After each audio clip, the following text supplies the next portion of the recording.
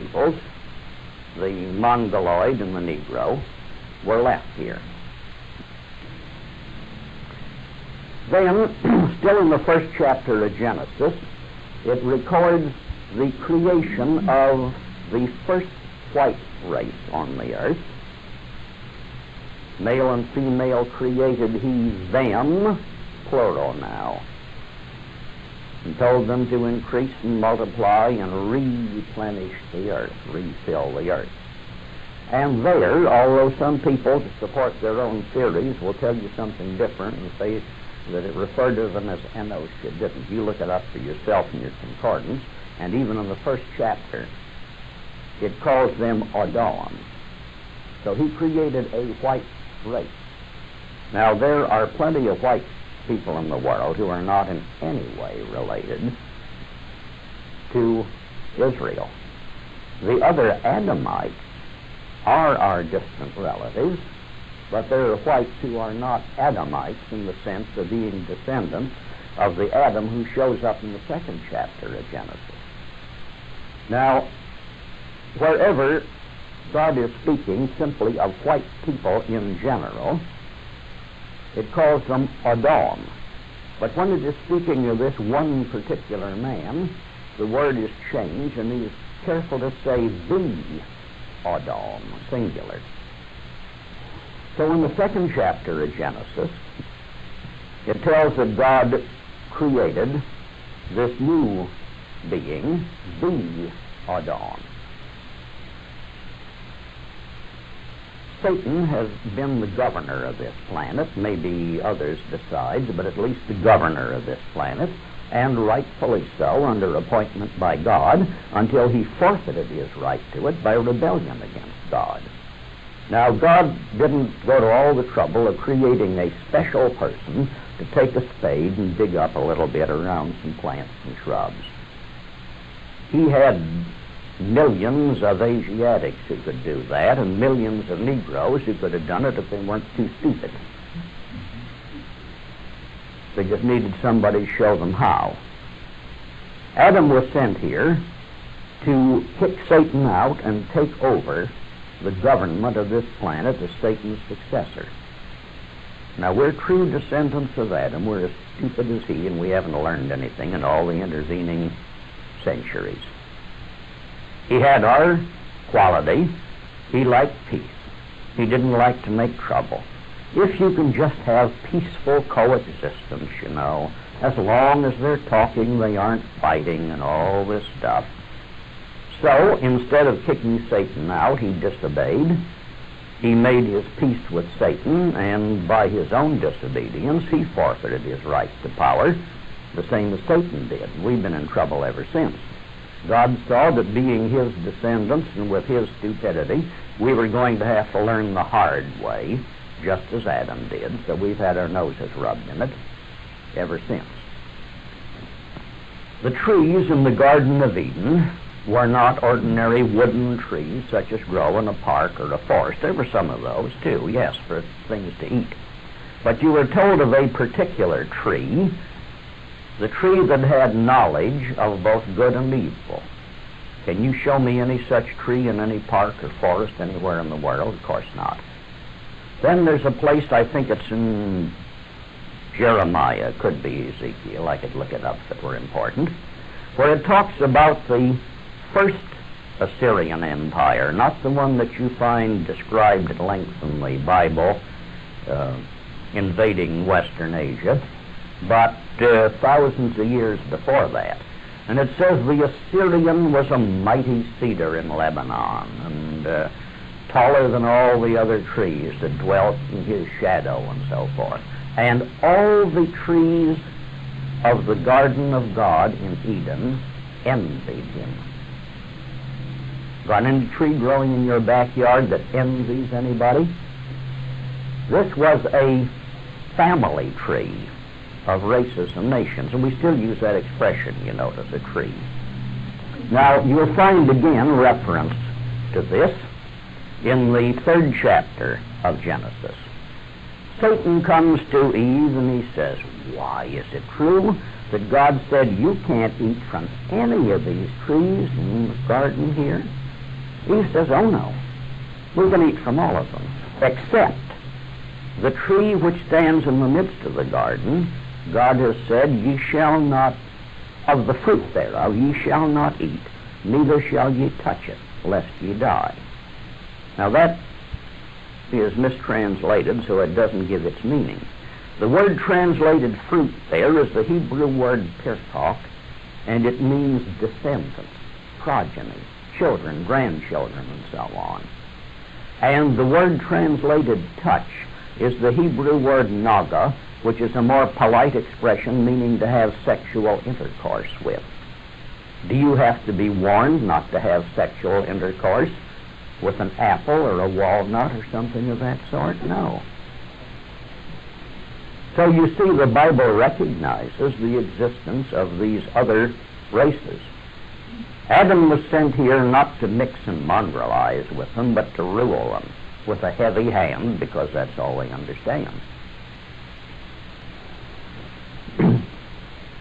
Then eventually you find, beginning in the 5th chapter of Genesis, the descendants of Adam, the Adam. Now that is a part of the white race, there being, as we have seen, other light-complected peoples who go clear back to the 1st chapter of Genesis, where the Adam doesn't come into this until you get to the 2nd chapter of Genesis. Now you'll note, following on down through the book of Genesis, in each generation from Adam down, the Bible only bothers picking out one person in that generation to trace. It mentions and so had other sons and daughters, but it picks the one by name to carry it out. Now, God was using good biology there. If you are a breeder of dogs or goldfish or something of the sort, you know what you do. You pick only the best of each generation to breed the next. Sure, in a litter of puppies, there are one or two that they're all right to give to some family who want a pet for the children. But if you enter them in a dog show, you'd be laughed out of the dog show. That's not what you keep for breeding stock. You pick just the best, so that each generation improves over what you had before, and that's what God was doing. Now you can picture this in your mind's eye as a pyramid. The very peak top of this is Adam himself, and each generation down below him is expanding with more and more people. But one single thread runs down the center, which is the generation, the one man in each generation that God traces till you get down to where finally he was satisfied with the result. And that was Jacob, whose name God himself changed to Israel, meaning he shall rule as God. That's a big job, you know. That's getting back to what Adam was told to do and failed.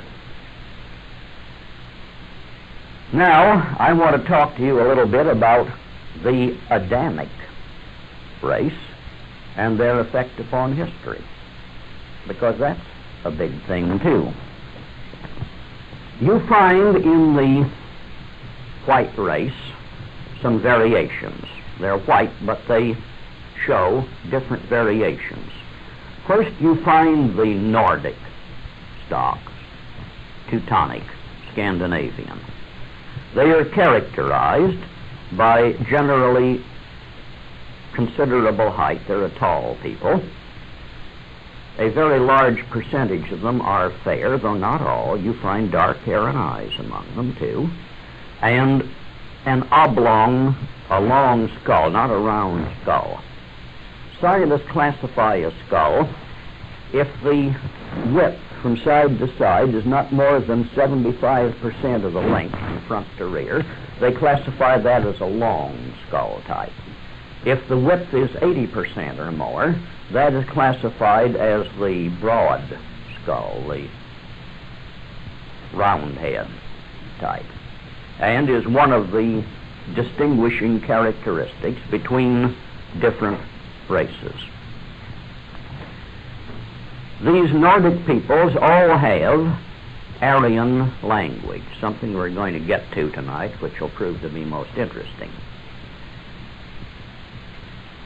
Then you find the Mediterranean type, whose original home was in the nations bordering the Mediterranean Sea, and it is still their principal home, though they have spread considerably. You find a fairly substantial Mediterranean-type population in Ireland, for example, quite a few in Britain, quite a few in France. Today, parts of France, parts of England and Ireland, parts of Italy, Spain, Portugal. Often in these countries, they are ruled by a Nordic upper crust aristocracy. In general, the Mediterranean peoples have been, to a high degree, artistic. You will find music, for example, as a characteristic, not just that they have produced a few musical composers, but that the people in general have a keen appreciation of music. Then there is intermediate in type and in location, the Alpine group. These in general, the Mediterranean I should mention, they have the long skull. They are generally of darker complexion than the Nordic, and generally of smaller average build. Now the Alpine are a stocky, thick build as a rule. They have a round skull. They have usually a fair complexion. There are even some of them with blue eyes and blonde hair. You find a considerable number of them among the Russians and among people in some of the Balkan countries. You'll find quite a number of them in Poland, for example. And they are mixed with the Nordics in northern Italy. Most of central France and some of northern Spain has a fair-sized Alpine population. Now, you know, of course, what we have learned of history of the people of Israel. We've studied that so much. But now let's go outside that and take in the Adamic peoples, because they also had a big impact on history. Not quite as much so as the Israelite. But remember, you had the same basic stock until they perished from mongrelization. You had the same basic stock and the same qualities, though not to quite as high a degree as Israel.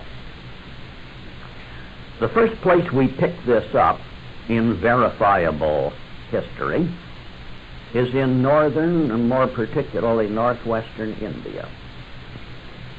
They left a considerable literature, a great number of epic poems, the Vedas. You know, of course, what Homer's Iliad and Odyssey were, the great epic poems about the Trojan War, and which give us our only record of what life was like among the early Greeks back around 1300 BC. Now, the Vedas, more particularly of them the Rig Veda, cover a period from approximately 2000 BC to approximately 1400 BC. It's a record of the customs, the religion, and the history of the Aryan conquerors of northern India. They call themselves Aryan. The word Arya means noble in Sanskrit. And they did form the nobility, the ruling aristocratic stock, when they conquered northern Italy. Their own writings say they were of fair complexion with narrow, straight, well-bridged noses. And they ridicule the dark peoples they found in India, calling them colored and mentioning they had hardly any nose at all. It was so flat. It records their history, their original point of origin, that they came from a place which is not named, but it was high country, rimmed by tall snow-clad mountains and with rivers, rushing torrents of this melted snow water. They reveal no knowledge of tropical conditions at all. They don't mention rice, for example. They were familiar with the other grains such as wheat and barley, which they had cultivated. It doesn't show they'd ever heard of rice, which is cultivated so much in northeastern India. It never mentions any of the tropical animals like the tiger and the elephant and so on.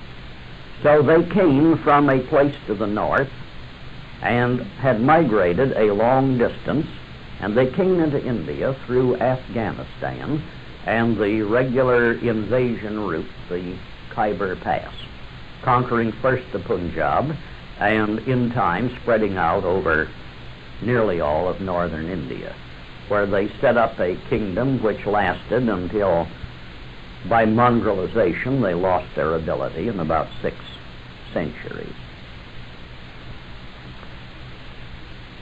They left rather extensive writings in this language, Sanskrit, and at first it seemed to be just another one of the dead languages.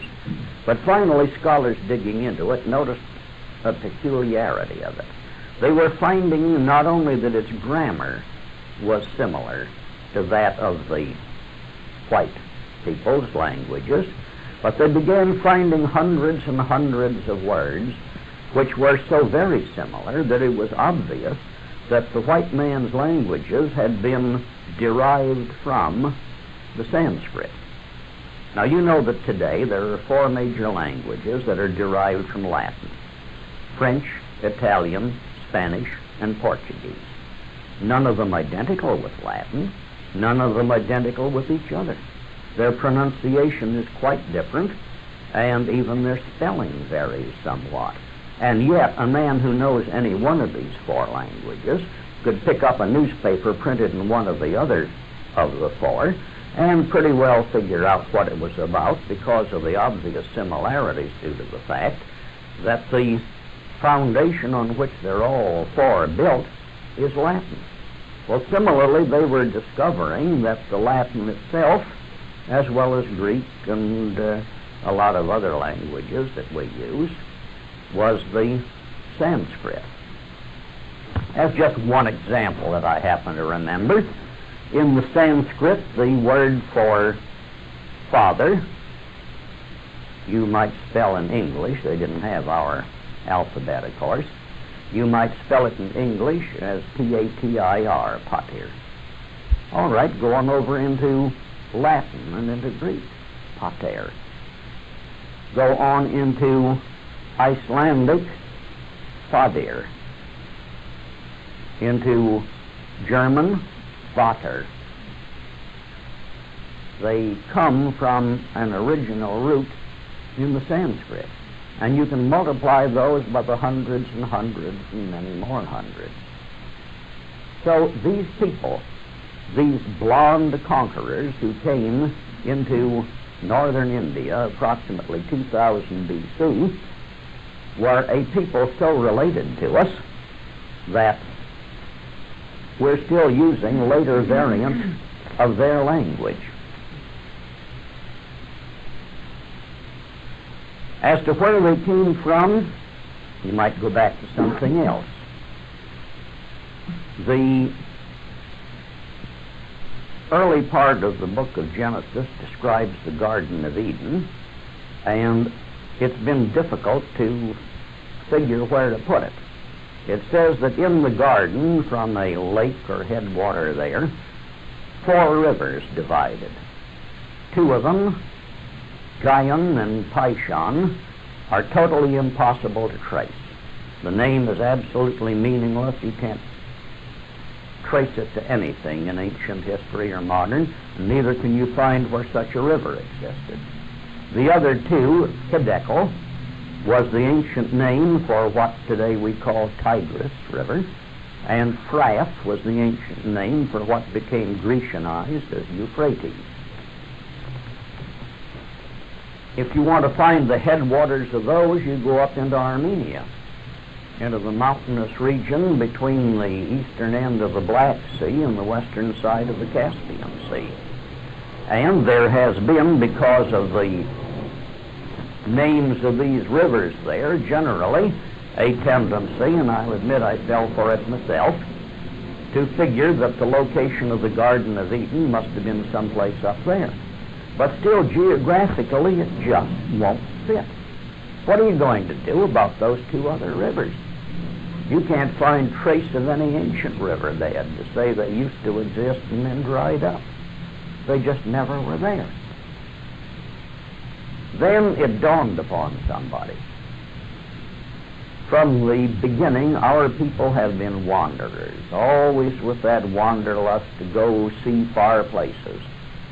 Getting a little too crowded here. I'm going to move out where there's more elbow room and homestead there. And where we go, we tend to take familiar place names with us. You remember that I have shown you before that in the pass of Israel through the Caucasus Mountains, where some of our Scythian ancestors traveled through there, there's one very prominent peak to which they gave the name of Mount Zion. But you remember Mount Zion was a hill within the limits of the city of Jerusalem, but they took the name along with them. You go to our Atlantic coast, and not only do you find New Jersey and New York, but you go up to Connecticut, and you find the city of New London on the Thames River.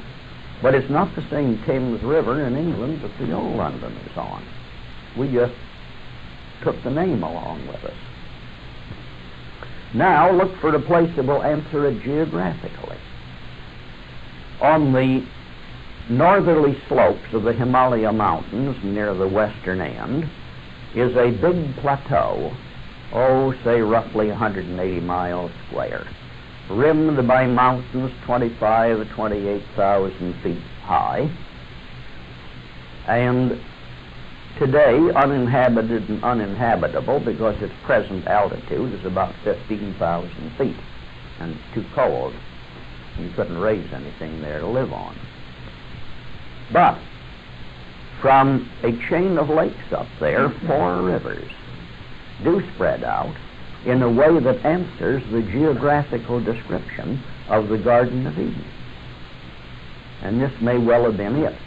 Now we know that within what you might call historic times practically, that some mountain regions had been elevated by great earthquake movement, had been elevated a great deal. Down in the Andes, I am told, you will find places where at the top of a great cliff mountain you find a portion of a city, and down below, a few thousand feet below at the base of the cliff, you find the rest of the city built down there. In other words, it had been split along a fault line, and half of it thrust thousands of feet up into the air. That could be one factor. Also, you know that, of course, they find in Alaska and in Siberia the remains of great tropical forests. In fact, they have dug out of the ice in glaciers in Siberia some of these great mammoths, mastodon elephants, which had died so quickly that there remained in their stomachs undigested tropical vegetation.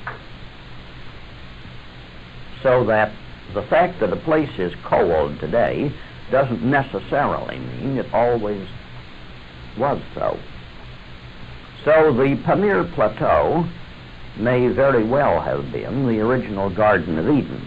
Incidentally, both Indian, not American Indian, Hindu, and Asiatic legends all point to that region as being the place of origin of mankind, or at least civilization. So there's some old racial memory there that is worthy of note. Now, of course, Adam, after the fall, was driven out of that region. The evidence indicates that he settled in the Tarim Basin, somewhat north of that. That is today part of the Chinese province of Xinjiang, the southwesternmost portion of China. In Xinjiang province are the Chinese atom bomb factories and testing grounds. Now, some of them stayed home around there, and you remember when you come to Noah, you find that the others were killed off because they had mongrelized with the Asiatic population they found surrounding them. Your King James Version, with its extreme effort to become unintelligible, tells you that Noah was a just man and perfect in his generations, which is a meaningless phrase if ever you could find one. How can one man have generations in the plural? But you look it up in the Hebrew and it says he was perfect in his ancestry. So, Noah and his family alone had not mongrelized, and the rest who remained in that Tarim Basin, which has plenty of geological evidence to support the idea that that was the location of the flood. The others who remained there had mongrelized till they had to be destroyed. Noah's flood, of course, was not worldwide, and the Bible never says so. The preachers do. The translators translated it. The flood covered all the world and so forth. The Hebrews said it just covered Eretz, that land. Sure, when you have a flood in the Mississippi Valley, it covers Eretz, that land, not the whole world. Chinese history goes right through the period of Noah's flood without a break. Babylonian history goes right through the same period without a break. And Egyptian history goes right through it without a break. Now, I don't credit these people with being so able that after they were all dead, they continued to write history of this period. So you had a localized flood wiping out some of them. But remember, our people from the beginning have shown this wanderlust, the itchy feet to get going. Now, from any place in that region, you would have a land that would answer the description given in the Rig Veda. They came from a high land, not too high to raise crops and that sort of thing, but with enormously high mountains around them, mountains snow-clad all the year, and these great rushing torrents of snow water coming down to form their rivers. So from there, from the home of the Adamic white race, came these blonde Aryans who invaded northern India approximately 2000 BC. Don't be misled by the efforts of Jew professional liars to tell you that Aryan was only a matter of language and had nothing to do with race. The people who used it never used it in regard to language. They used it only in regard to race. The word Arya meant noble, and they called themselves Aryan, or noble. Now, they had come into a place where, in South India, to which they probably never penetrated, southern half, you had the utterly Negroid Dravidians. But in North India, there had been an earlier invasion of a white race. The only real civilization in India, other than that brought by these Aryans, had evolved in northern India. And their description of the people they found shows that those who were there when the Aryans came were not the pure black Negro Dravidians, but they were a mongrel mulatto race. They'd had a pretty high culture. You remember reading in the last few years of the archaeologists digging up the long-forgotten city of Mohenjo-Daro, for example. Now, there was a brick city.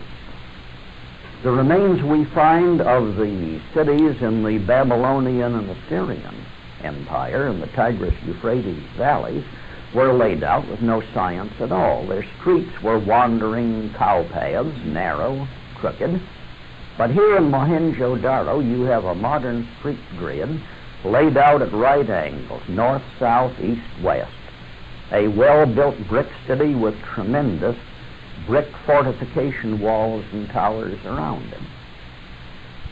So that, as originally created, it was the product of people with tremendous energy and good engineering skill. But wherever you find, and this is the invariable lesson of history, wherever you find two very different races in contact, mongrelization, and thereby the destruction of a higher type, always comes. So by the time these Aryans came in, there were people living in Mohenjo-Daro, a beautiful fortification, and they no longer had the courage and the determination and the character to defend it, and they were easily overrun and conquered. Well, the lesson was not lost on the Aryans. They had a fierce race pride because they realized only their racial characteristics were what gave them power. And they were determined not to perish by mongrelization the way this earlier white race, which they overran, had perished. Perished, as I say, as a white race, because what was left were mulattoes. You will find Hindus today who have the white man's mold of feature, but they're black as my shoes if it comes to complexion. Black as any Negro you'd ever meet. And you know what India has been as far back as any recorded history goes, nothing but the cesspool of the earth. As they mongrelized with these Dravidian Negroes, they became what any mulatto always becomes. He can't create anything new. He can't even keep up to standard what his white ancestors had originally developed. So these Aryans set up a rigid system of castes. They had among themselves 4 castes: warriors, priests, a 3rd caste with farmers and merchants, and finally the 4th caste was laborers. Now the upper castes rather looked down a little on the others as being not quite their equal, though they were still of the Aryan race. But now the people they found living there that they conquered in India, they didn't even honor them to the extent of creating the 5th caste for them. They were outcasts. Rigid laws against any intermarriage or race mixing were enacted, and in fact you were not supposed to marry outside of your caste. You had, even among the whites, an aristocracy among the whites, and they wanted to preserve it. And after a time, caste finally became hereditary among them, although at the very start this was not so. But remember, anybody who would have intercourse with a Negro is the scum and filth of the white race anyway, and very probably about the same part of the Negro race too. Those who have any pride of race of their own, on either side, look down upon mixing. Now, such children as, in spite of their law against it, no marriage was allowed, but there was mixing outside of marriage. And the resultant mongrel children were not allowed to live within any city where the Aryan peoples were. Both races utterly despised them. The Aryan soldiery were authorized to kill them on sight for most any cause, but just the same, it went on. The mixing of the scum of both races, so that your mongrel is a mixture of the worst of both races. Well, what happens? First you have mulattoes, and then pretty soon you have quadroons, 1/4 black, 3/4 white. And then pretty soon you have the octoroons, who are 7/8 white and 1/4 Negro. And some of them good-looking, some of them light-complected enough to pass as rather a dark-complected white man, and some of them do and get away with it. And all this time you have the sob sister type. Oh, these poor people. We mustn't discriminate against them. Why, they would like to marry a white woman, same as anybody else. Why shouldn't we allow them to do it? Why should we discriminate and so on? And as I say, the lighter they get, the stronger this pressure is. Well, in the course of 6 centuries, nature took its course. The highest civilization that India knew was brought in there by these Aryans, and it crumbled in 6 centuries as a result of mongrelization. These Aryans who went in there had a fairly high religion. No, it wasn't ours, but at least they had but one god, whom they called Indra. And they despised and utterly looked down upon the low animal worship of the Hindus among whom they were. Now they had one peculiar thing in here, which may be a racial memory of something. There are a lot of these legends, you know, that creep up, and you only find them after the poets have worked on them for a bit, but the poet had to get his idea from someplace.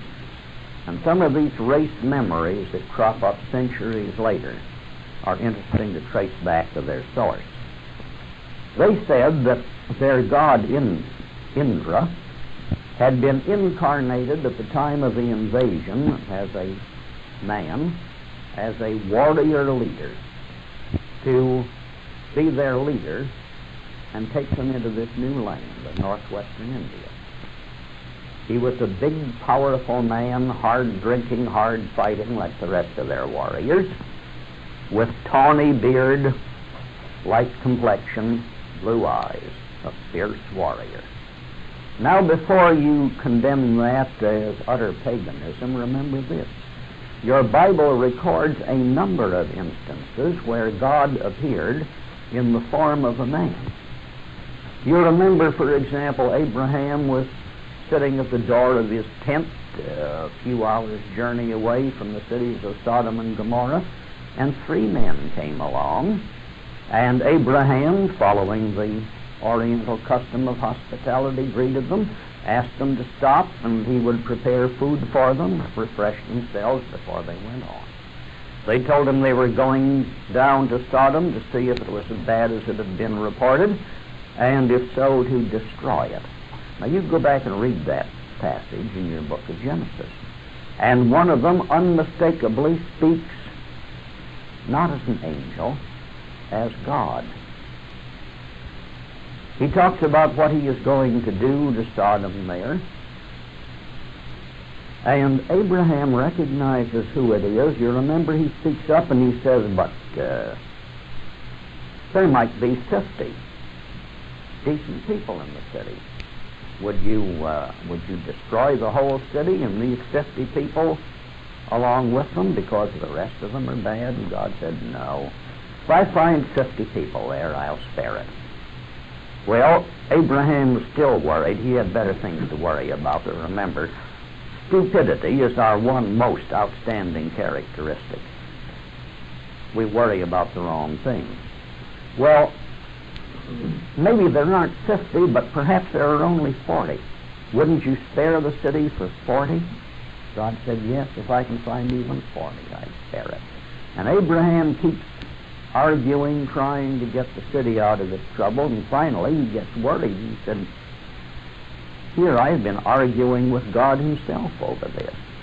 And this same one of the 3 men, you remember, he says, now, why should I hide from Abraham the thing that I am going to do? I know him, his character. I know he is going to bring up his children right after him, so they will follow according to my commandments. And I am going to make of Abraham a great nation, and so on.